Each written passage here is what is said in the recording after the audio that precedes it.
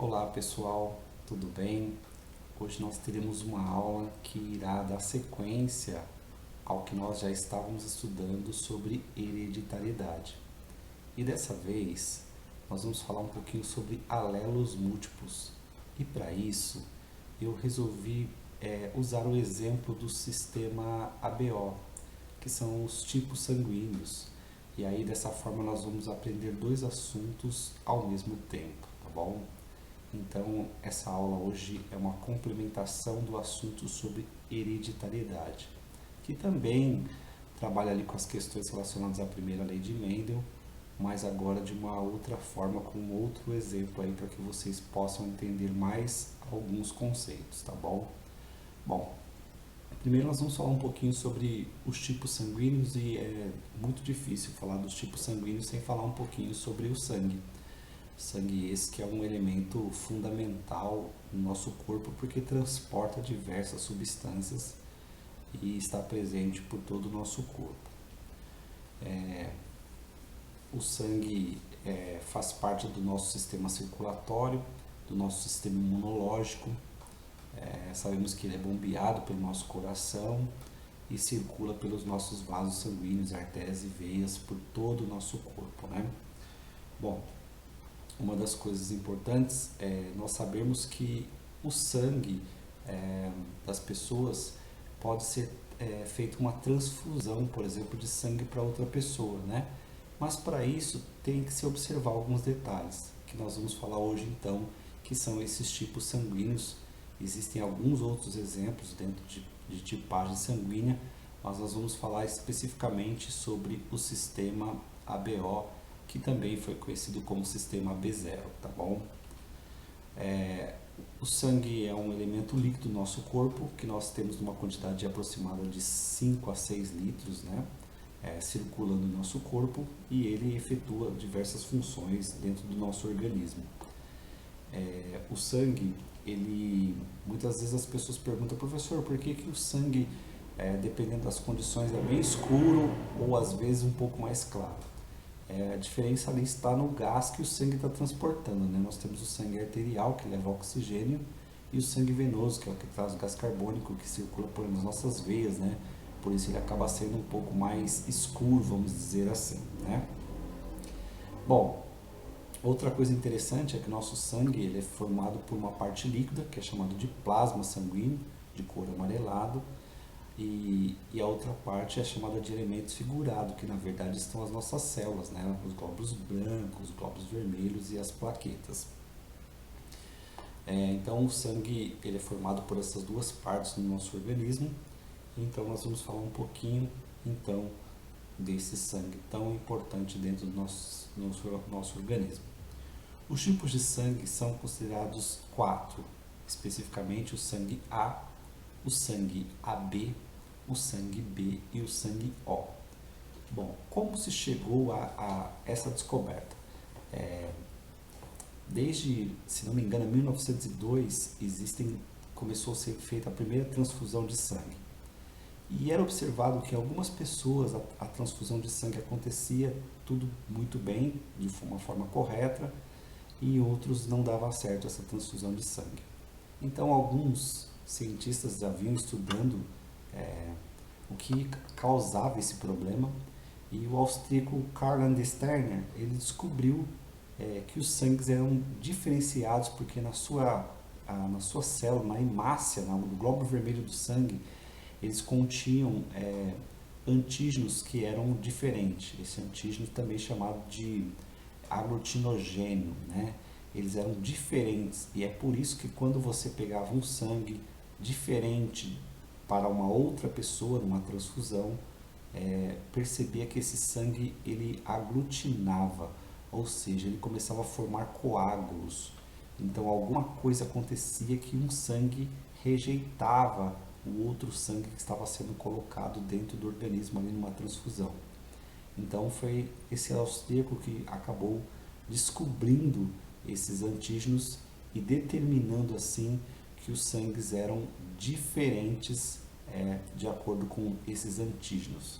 Então, a partir daí, determinou-se que existia o sangue A, porque esse sangue A ele continha o aglutinogênio do tipo A. Então vocês podem ver aqui na primeira imagem que o sangue do tipo A ele tinha um tipo de uma determinada proteína na sua hemácia, na sua estrutura externa ali. Então esse primeiro tipo ele chamou de A. O segundo tipo ele observou que era diferente, não era igual ao primeiro. Então ele chamou esse segundo tipo de B, porque continha então um outro aglutinogênio que ele chamou de B.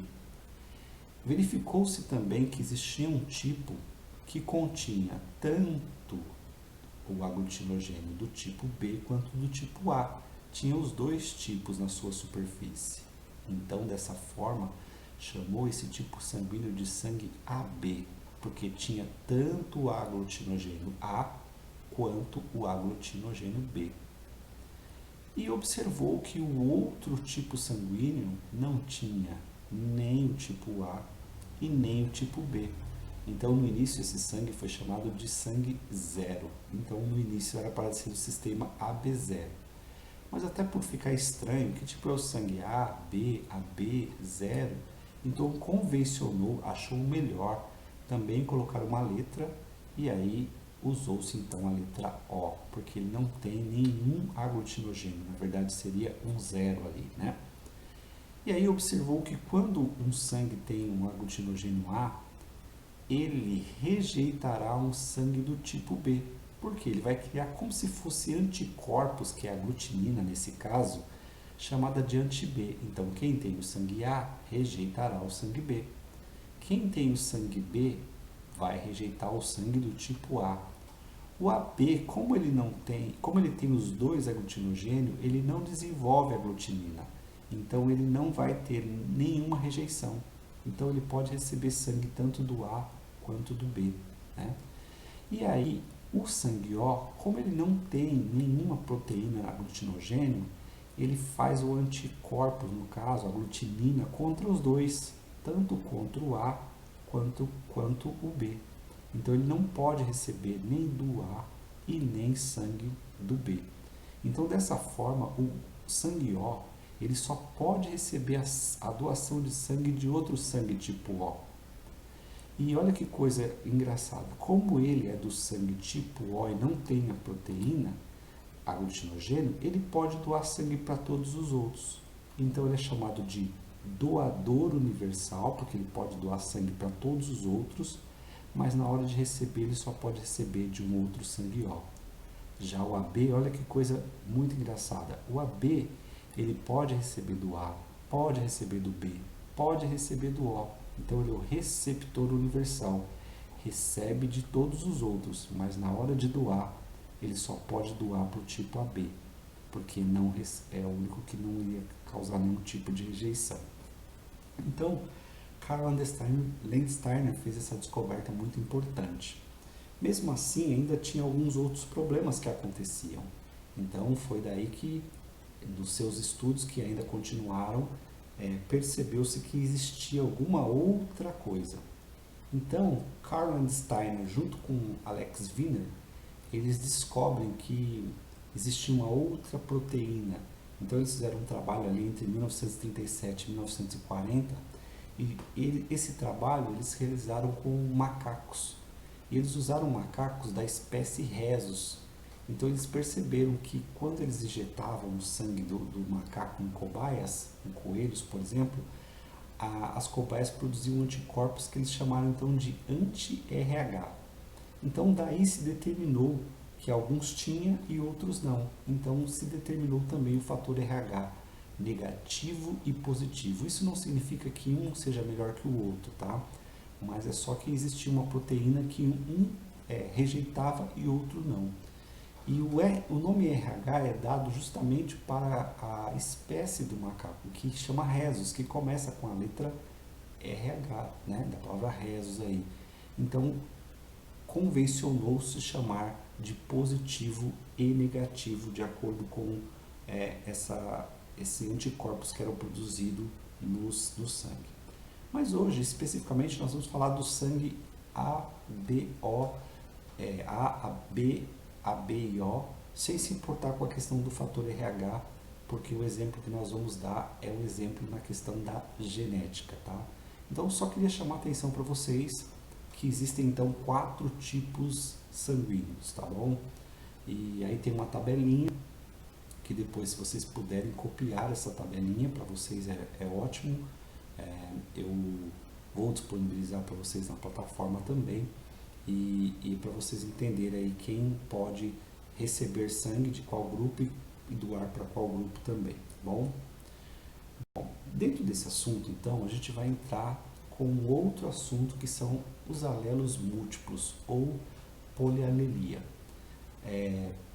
O que é isso? Alelos múltiplos é o nome que se dá ao fenômeno que genes possuem de mais de uma forma alélica, mais de um alelo para uma mesma característica. Quando a gente estudou ervilha, a gente aprendeu que o Vzão era para o gene para a cor amarela e o Vzinho era para a cor verde. Então existia um gene Vzão, que é do dominante, e o Vzinho, que era para recessivo. Então ali nós tínhamos duas características, dois tipos de alelos. Nesse caso, os alelos múltiplos é quando são 3 ou mais. Então nós chamamos de alelos múltiplos quando tem mais de duas características, mais de 2 alelos para uma mesma característica. Então nós vamos ver o exemplo aqui do tipo sanguíneo, que é um tipo de alelos múltiplos, tá? Então nós vamos ver aqui o sangue A.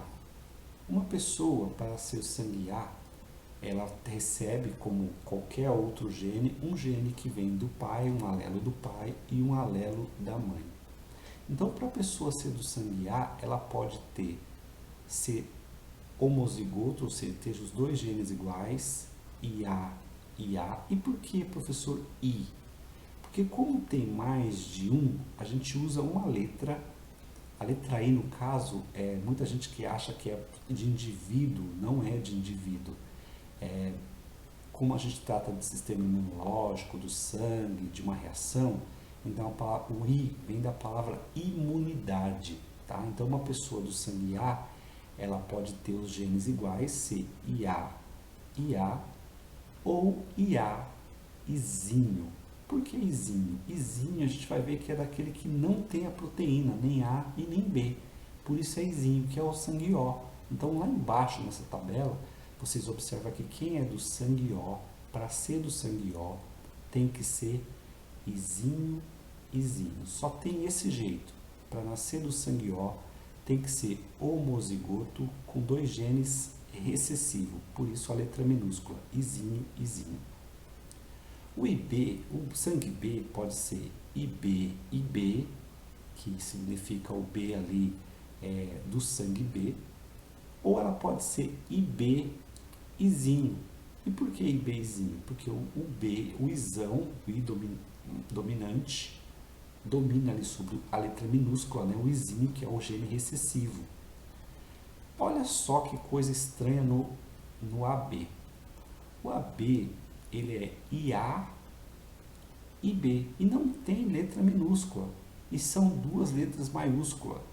Por que isso acontece? Porque ali não tem um gene que domina sobre o outro, ou seja, não existe o dominante e o recessivo.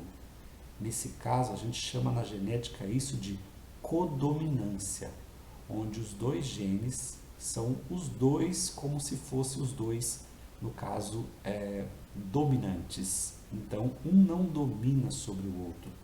E por um não dominar sobre o outro, o sangue não sai nem do tipo A e nem do tipo B. O sangue sai do tipo, então, AB. Eu vou dar um exemplo de dominância, codominância. O cruzamento de uma flor branca com uma flor vermelha, onde o branco não domina sobre o vermelho e nem o vermelho domina sobre o branco.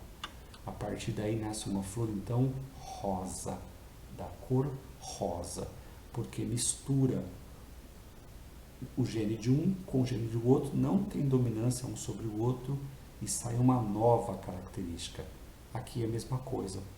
Como o gene do A não domina sobre o gene do B e o B não domina sobre o gene do A, Então não saiu sangue nem do tipo A e nem do tipo B, saiu do tipo AB, ou seja, leve em consideração os dois alelos. Então, gente, aí a gente consegue entender um pouquinho por que a gente tem que usar então dessa forma a representação das letras e assim define aí o que são alelos múltiplos, tá? Então a gente tem um exemplo aí, e nesse exemplo nós vamos fazer naquele quadro de Punnett, o homem tipo A, heterozigoto, então o homem aqui, a gente colocou o homem aqui em cima, e A izinho, porque ele é um homem do tipo A, heterozigoto, então é diferente. Casa-se com uma mulher do tipo B, heterozigota, então ela é IB, izinho, então o B aqui, o izinho aqui. Olha o que acontece com os possíveis filhos, né? Lembrando que cada quadrinho de resposta equivale a 25%. Então, nesse caso, o casal do tipo A e B, e heterozigotos, eles vão ter aqui IA com IB, IA e B. Izinho com IB, IB izinho. Izinho com IA, IA izinho. Izinho com izinho, izinho, izinho.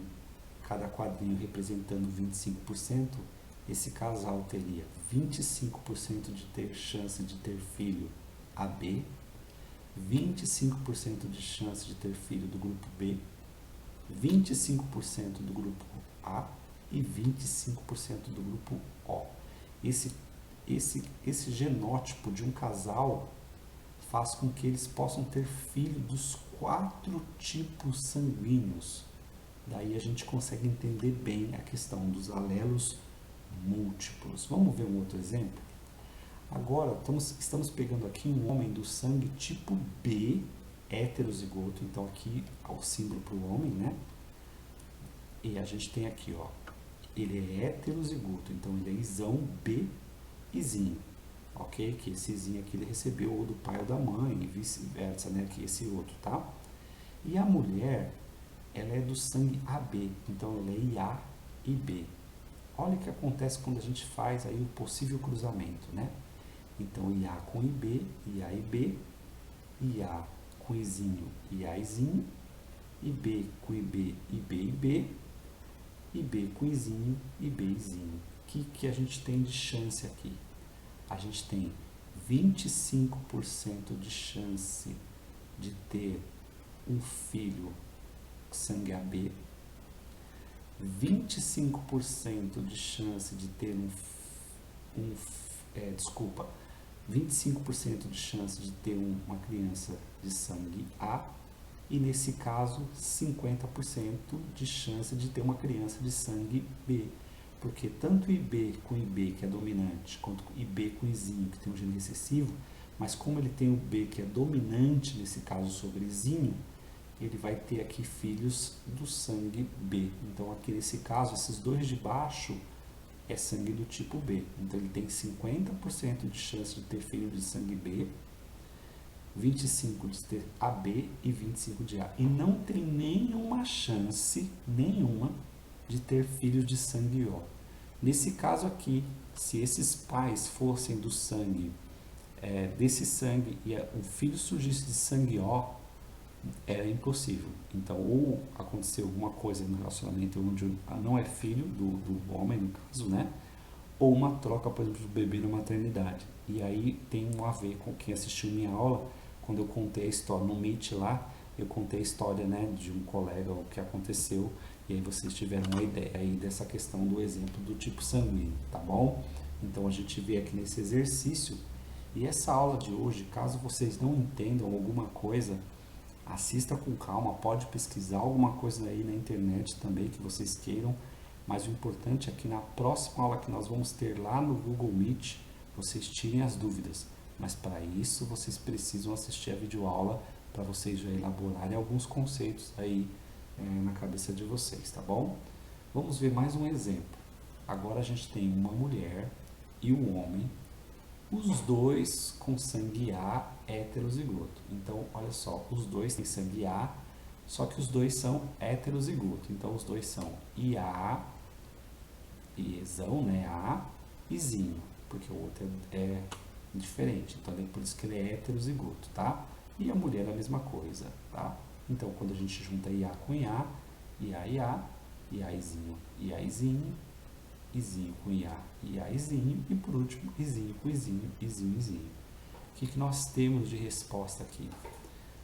Todos esses aqui serão filhos que têm chance de ser filhos do sangue do tipo A. Chance não, a probabilidade é essa, né? 75%, cada quadrinho representa 25, então os dois de cima aqui mais esse aqui de baixo, 75% de chance de ser sangue A, contra apenas 25% de chances de ter filho de sangue O. Pode ter um filho de sangue AB aqui? Não, nesse casal não dá. Tem chance de ter um filho do sangue AB aqui? Ou B? Não, nem B e nem AB, tá bom? Porque eles não têm gene B para ter AB ou B. Então, por isso, só nascem filhos ou do sangue O A ou do sangue O. E, então, a gente segue para o nosso último exemplo, tá? Então, agora a gente tem um homem do sangue tipo A, heterozigoto, então ele é IAzinho, porque é hétero, então os dois são diferentes. Se fosse homozigoto, seriam iguais, IA, mas é heterozigoto, então é IAzinho. Com uma mulher do sangue tipo O. Se é O, só tem um jeito, que é os dois genes ser recessivo, Izinho, Izinho. Então, agora, quando a gente faz esse cruzamento, a gente tem de resposta 50% de chance de ser do sangue A contra 50% de chance de ser do sangue O. Então, essa é a ideia de alelos múltiplos, para que vocês possam entender que existe a manifestação de alelos diferentes para uma mesma característica. Um exemplo muito utilizado também, que os professores utilizam, é com o exemplo da pelagem de coelhos, né? Usa com chinchila e dá alguns exemplos que vocês podem aí pesquisar também e depois tirarem as dúvidas que vocês tiverem, tá bom? Então, dessa forma, a gente encerra aí os exercícios. É uma aula curta para não ficar muito prolongado, são só alguns conceitos principais. Deixei uma parte teórica para vocês na plataforma e aí a gente tira algumas dúvidas na próxima aula, então, mas é essencial que vocês assistam o vídeo. Tentei fazer um vídeo não muito extenso, com os conceitos principais, para que vocês possam adquirir um pouco mais de conhecimento sobre esse assunto, tá bom? E espero vocês na nossa próxima aula. Um grande abraço, fiquem com Deus e até mais.